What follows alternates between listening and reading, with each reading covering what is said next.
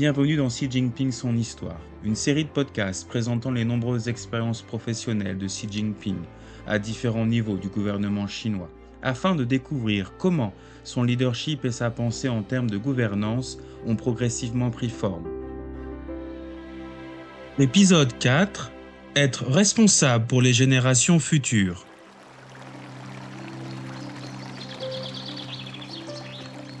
En 2005, alors qu'il est secrétaire du comité du PCC pour la province de Zhejiang, Xi Jinping est convaincu que les eaux limpides et les montagnes luxuriantes sont des atouts inestimables dans le district d'Anji.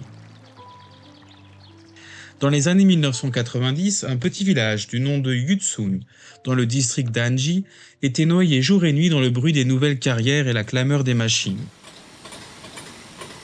En quelques années, les villageois s'étaient enrichis grâce aux cimenteries qui produisaient du calcaire de bonne qualité provenant des montagnes locales. Les portefeuilles des habitants se remplissaient et le village était devenu célèbre dans la région pour son abondance. Mais cela avait un prix énorme. Le village était recouvert de saleté et ses rivières étaient devenues troubles. En 2003, le projet de construction d'une province écologique a été lancé dans tout le Zhejiang. Le village de Yutsun a alors décidé de fermer 3 carrières et une cimenterie. En conséquence, les revenus des villageois ont chuté et l'image de ce village aisé s'est estompée. Certains villageois n'étaient pas très contents. Croissance économique ou protection de l'environnement, telle est la question difficile à laquelle le village de Yutsun devait faire face.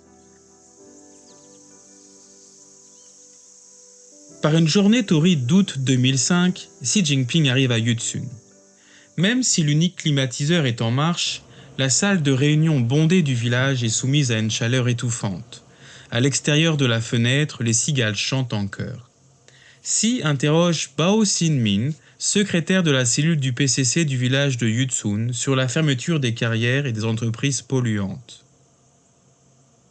Quel profit les cimenteries et les usines chimiques peuvent-elles faire en un an? Des millions de yuan. Pourquoi ont-elles été fermées? Parce qu'elles étaient polluantes. Le village de Yutsun est situé en amont d'une rivière et l'eau polluée rejetée par les usines causait de graves dommages aux villageois vivant le long de la rivière. L'exploitation minière et les fours à chaud ont donc pollué notre village au fil des ans, remplissant l'air de poussière et de fumée tout au long de l'année. C'était comme vivre dans une cage remplie d'air empoisonné pour tout le monde. Et les gens finissaient par dépenser leur argent durement gagné dans les hôpitaux pour se faire soigner.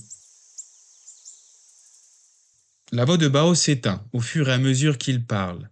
Il ne sait pas comment la décision du village sera jugée et quelle réponse il recevra de Xi.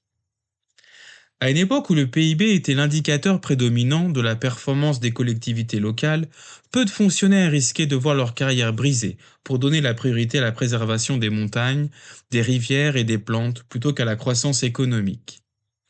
Xi Jinping lit l'inquiétude dans les yeux des gens et répond en souriant.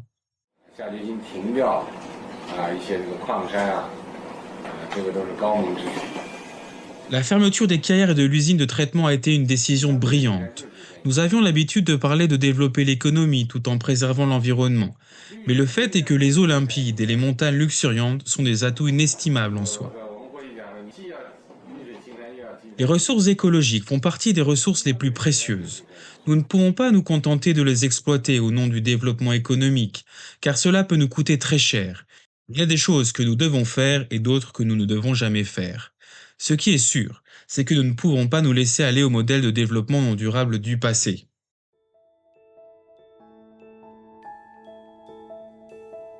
Les villageois se sont sentis pleinement rassurés par les paroles de M. Xi, qui indique clairement au village la voie à suivre pour lancer son développement écologique. Quelques jours plus tard, M. Xi publie un commentaire intitulé « Les eaux limpides et les montagnes luxuriantes sont des atouts inestimables » dans le Zhejiang Daily. Il souligne que si les avantages des eaux limpides et des montagnes luxuriantes peuvent être transformés en atouts dans les domaines de l'agriculture, de l'industrie et du tourisme écologique, alors ces ressources naturelles pourront véritablement devenir des montagnes d'or et d'argent. Au cours de la décennie suivante et au-delà, le village de Yutsun est passé de la vie dans les montagnes à la conservation et à l'enrichissement des montagnes. La conservation de l'environnement étant une condition préalable, le village a activement promu le tourisme rural et encouragé l'intégration des industries culturelles, touristiques et agricoles. Au cours de ce processus, les avantages écologiques ont été continuellement transformés en avantages économiques et sociaux, et Yutsun s'est transformé en un beau village doté d'une économie locale prospère. Ce concept de développement vert s'est ensuite étendu au-delà de la province du Zhejiang, à l'ensemble du pays. Des dizaines de milliers de villages ont développé des industries florissantes tout en préservant de précieuses ressources écologiques. Ils se sont tournés à leur tour vers le développement vert.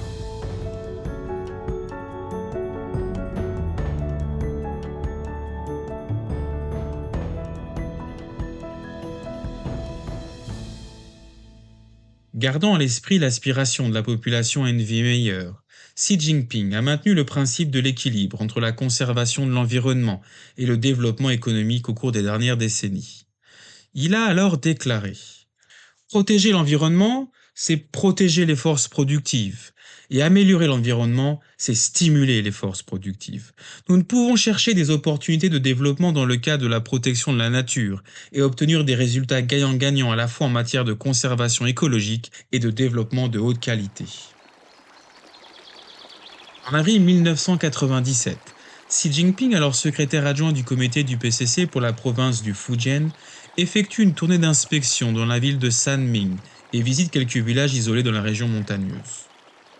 Le village de Changkou, comme beaucoup d'autres villages de la région, était béni par des eaux claires et des montagnes luxuriantes, mais les villageois avaient du mal à boucler les fins de mois.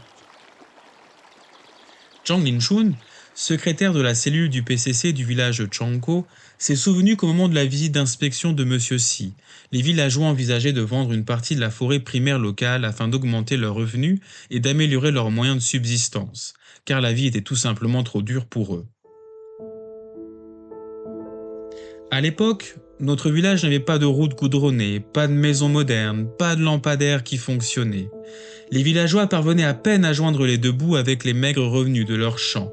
Le seul mot qui convenait pour décrire notre vie à l'époque était pénible. Xi Jinping discute avec les villageois, leur pose des questions et les écoute attentivement. En regardant la rivière Tinsi qui traverse le village, il aperçoit la forêt primaire, verdoyante, qui s'étend sur une superficie de plus de 130 hectares, sur la rive opposée. Xi indique: les montagnes luxuriantes et les eaux limpides sont des atouts inestimables.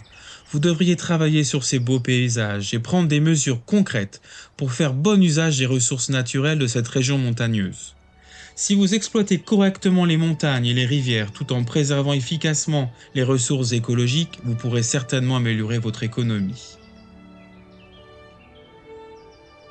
Les remarques de M. Xi ont éclairé les villageois de Changkou. Comme le dit un proverbe chinois, tant que les montagnes resteront vertes, vous ne manquerez pas de bois de chauffage. Depuis lors, les montagnes et les forêts sont devenues le trésor le plus précieux aux yeux des villageois. Ils ont cessé d'abattre les arbres des forêts naturelles. Au lieu de cela, les villageois n'abattent que les arbres des forêts artificielles à un rythme raisonnable, tout en replantant de nouveaux arbres. Aujourd'hui, le taux de couverture forestière du village de Changkou dépasse les 90%. Le village a également diversifié ses industries pour inclure le tourisme de loisirs, l'agriculture axée sur le tourisme et l'élevage ciblé de bétail. En conséquence, les grandes entreprises ont afflué pour investir dans le village et des projets d'éco-agriculture ont été lancés pour aider les habitants à générer des revenus supplémentaires. En 2019, Zhang Linshun se rend à Beijing et informe Xi Jinping de la situation actuelle du village de Changkou. Selon Zhang, de nouvelles maisons ont été construites de manière ordonnée près des montagnes et des rivières, et le village est resté propre et ordonné. De plus, des lignes électriques et des conduites de gaz naturelles ont été installées, et des installations de loisirs telles qu'un terrain de basket, un parc et une piscine en plein air ont été construites. Le village entier est devenu un grand parc. Les ressources vertes, qui dormaient auparavant, ont été réveillées et converties en actifs, apportant des avantages économiques concrets à la population. En 2020, grâce au développement vert, le revenu annuel par habitant du village de Changkou a été multiplié par 10 par rapport à 1997. Les conseils de Xi Jinping ont non seulement aidé le village de Changkou à conserver ses montagnes vertes, mais ils ont également instillé l'idée du développement vert dans le cœur des habitants. Les eaux limpides et les montagnes luxuriantes doivent profiter à la population et aux générations futures.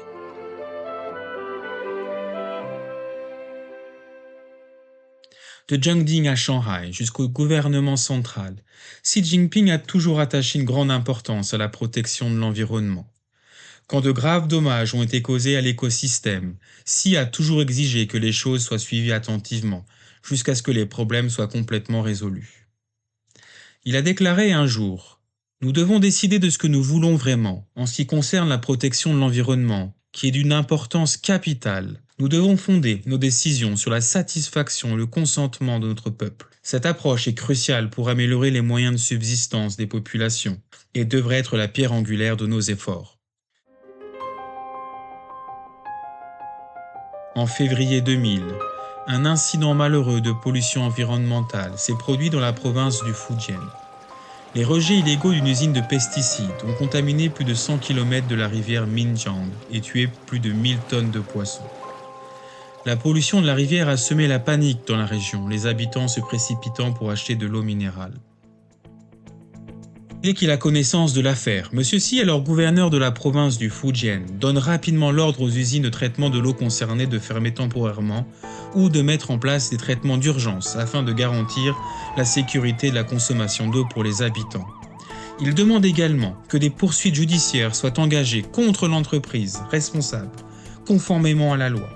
Sur la base des preuves recueillies au cours de l'enquête, l'usine de pesticides a reçu l'ordre d'arrêter sa chaîne de production et de sceller ses équipements de fabrication. La police a ouvert une enquête sur la culpabilité des personnes responsables de l'accident.